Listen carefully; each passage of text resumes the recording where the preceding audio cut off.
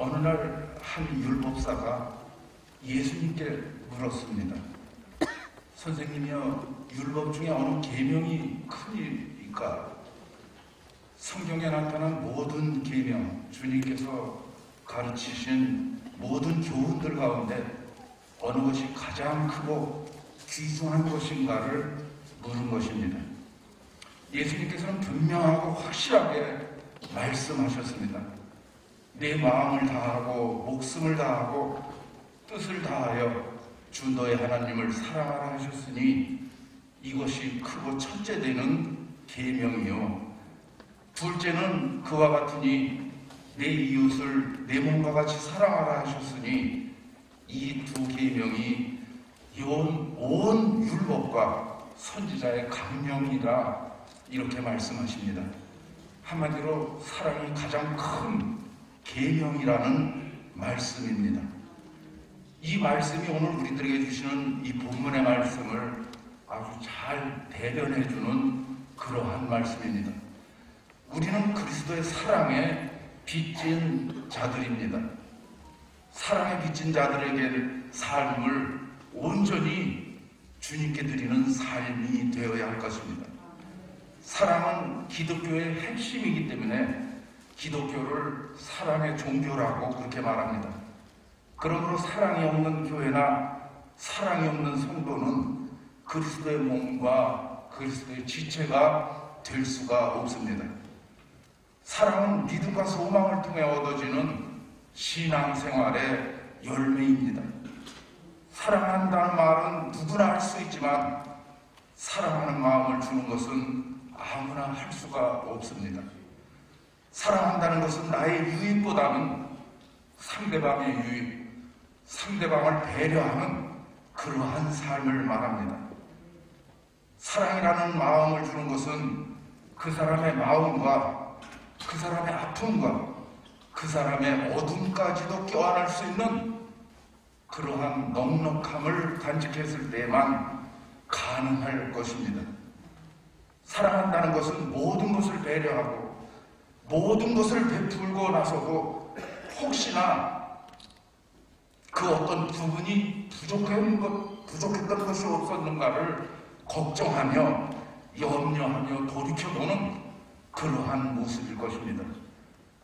끝까지 책임지는 것이 사랑이고, 끝까지 바라보는 것이 사랑이고, 끝까지 기다리는 것이 사랑입니다.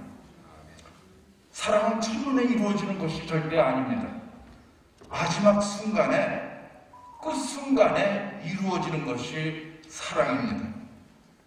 끝까지 지켜줄 자신이 없다면, 끝까지 믿어줄 자신이 없다면, 끝까지 변하지 않을 자신이 없다면 사랑한다는 말을 함부로 해서는 안 될 것입니다. 가정의 풍요와 행복이 절대 물질에 있지는 않습니다. 부자가 된다고 해서 인생의 근본 문제가 해결되지도 않습니다. 돈이 있으면 침대는 살 수 있겠지만 돈이 있다고 잠을 살 수는 없습니다. 신앙과 믿음 안에서 서로 사랑한다는 마음이 따뜻하게 샘솟을 때 그 가정이 행복할 것입니다. 그 사람의 얼굴에 생기가 돌며 그 사람 얼굴이 빛나게 되는 것은 그 사람의 마음의 믿음 안에서 소망과 사랑이 넘쳐나기 때문입니다. 우리들 삶 가운데서 믿음이 없고 소망이 없고 사랑이 없어서 그렇습니다. 우리 삶 가운데 같은 환경에서도 감사가 있고 같은 환경인데도 원망이 있습니다. 같은 형편과 조건과 처지가 똑같은데도 감사가 있고 원망이 있습니다.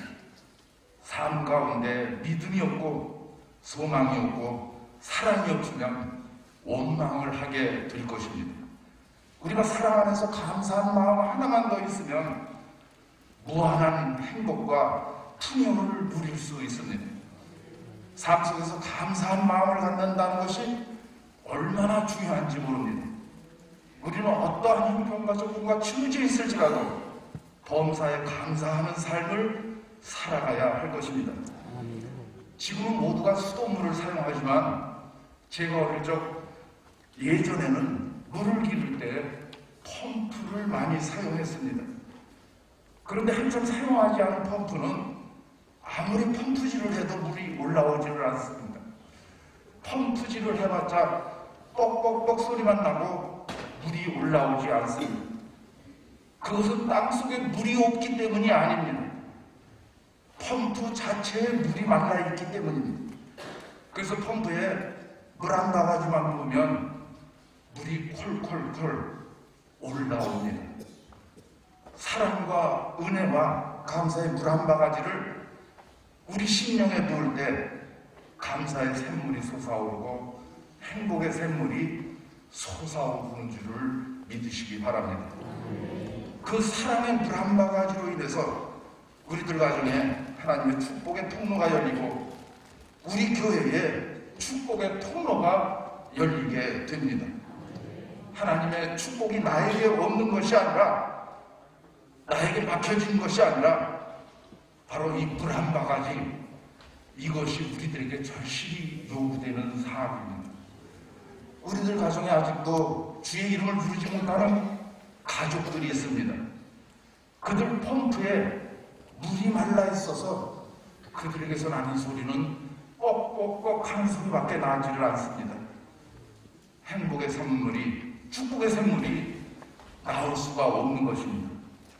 내가 먼저 사랑의 물 한 바가지를, 그 은혜의 물 한 바가지를, 감사의 물 한 바가지를 부었을 때 하나님의 축복의 통로가 열리는 줄로 믿으시기 바랍니다. 제일 불행한 사람은 마음속에 받은 은혜가 기억되지 않고 감사를 모조리 빼앗기는 그러한 인생입니다.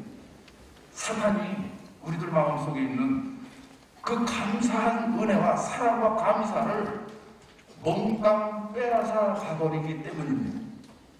우리가 영적 침체에 빠지거나 세상 풍조에 물들어 버리면은 받은 감사를 다 빼앗길 수밖에 없도록 되어 있습니다. 받은 은혜를 다 빼앗기게 됩니다. 우리가 깨어있어 근신하며 경건의 능력을 간직한 삶을 살지 않으면 받은 모든 사랑과 받은 모든 은혜를 사탄과 마귀에게 빼앗겨 버리게 됩니다. 교회에서 아무리 은혜를 받아도 교회 밖으로 나가기 무섭게 사탄과 마귀에게 감사와 은혜와 사랑을 모두 빼앗겨 버리는 것이 그러한 이유에서입니다. 삶 가운데 행복과 가정의 행복은 믿음과 소망과 사랑 안에서 감사의 풍요가 있을 때에만 가능합니다. 사랑하는 마음이, 감사하는 마음이 모든 것을 이루기 때문입니다. 고린도전서 13장에서도 우리에게 사랑을 강조합니다. 사랑은 오래 참고 사랑은 온유하며 모든 것을 참으며 모든 것을 믿으며 모든 것을 견디느니라, 이렇게 말씀합니다. 우리들 교회에, 우리들 가정 안에서 소망과 희망이 떠나는 것은 내가 먼저 손 내밀지 못하고, 내가 먼저 웃음 짓지 못하고, 내가 먼저 베풀지 못하는 그러한 마음 때문입니다.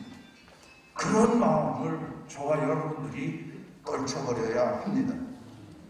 베드로전서 4장 8절에서 말씀하시기를 무엇보다도 열심히 서로 사랑할지니 사랑은 허다한 죄를 덮느니라고 말씀하고 있습니다. 사랑은 모든 상처를 감싸주고 사랑은 모든 상처를 치료해 줍니다. 여러분들 가정과 여러분들 교회가 그리스도 안에서 사랑으로 하나가 되시기를 소원합니다. 오늘 본문 10절 말씀에서도 사랑은 이웃에게 악을 행치 아니하나니 그러므로 사랑은 율법의 완성이니라, 이렇게 말씀합니다. 주위 사람들과 미움, 시기, 원망, 질투, 이러한 일들로 우리들은 갈등을 겪습니다. 그게 다 사랑이 없어서 그런 것입니다. 깊은 산 오솔길 옆에 자그마한 연못 하나가 있었습니다. 지금은 더러운 물만 보이고 아무것도 살고 있지 않지만 옛날에는 이 연못에 예쁜 붕어 2마리가 살고 있었습니다. 그런데 어느 날 갑자기 붕어끼리 서로 물어뜯고 나만 살겠다고 서로 싸움질을 했습니다. 결국은 한 마리가 죽어서 물 위에 떠오르고 그 죽은 붕어의 살은 썩어 들어갔습니다. 그러자 연못의 물도 같이 썩어 들어갔습니다. 살아남은 이 붕어는 이긴 줄 알았습니다. 영원히 혼자서 잘 살 수 있는 줄 알았습니다. 자기만 잘 먹고 살 수 있는 줄 알았습니다. 그러나 살아남은 붕어가 썩은 물을 먹게 되자 얼마 후에 그 붕어도 죽고 말았습니다. 그래서 깊은 산 오솔길 옆에 그 자그마한 연못엔 지금은 더러운 물만 보이고 아무것도 살지 않게 되었다는 이야기입니다. 남을 사랑하는 자는 자기 자신을 사랑하는 것이고 남을 돕는 것이 결국은 자기 자신을 돕는 것이라는 말씀이 있습니다. 그런데 이 말은 반대의 경우일 때도 타당하다고 생각합니다. 즉 다른 사람을 미워하는 것이 결국은 자기 자신을 미워하는 것이요, 남을 죽이는 것이 결국 자기 자신을 죽이는 결과가 된다는 것입니다. 극심한 생존 경쟁의 세상에서 남을 죽여야만, 남을 밟아야만 내가 산다는 것이 진리처럼 보이겠지만, 그러나 우리 모두가 잘 살기 위한 길은 서로 남을 잘 살게끔 도와주는 것입니다. 이 길이 아니고서는 우리는 살 길이 없습니다. 까닭 없이 이웃을 쳐서 악인이 되거나 남을 미워하지 말고 우리 서로 사랑하기를 힘써야 할 것입니다. 여러분들은 예수 그리스도 안에서 아름답고 정결한 사랑을 갖고 나가는 행복이 샘솟는 복된 삶을 세워나가시기를 주님의 이름으로 부탁을 드립니다.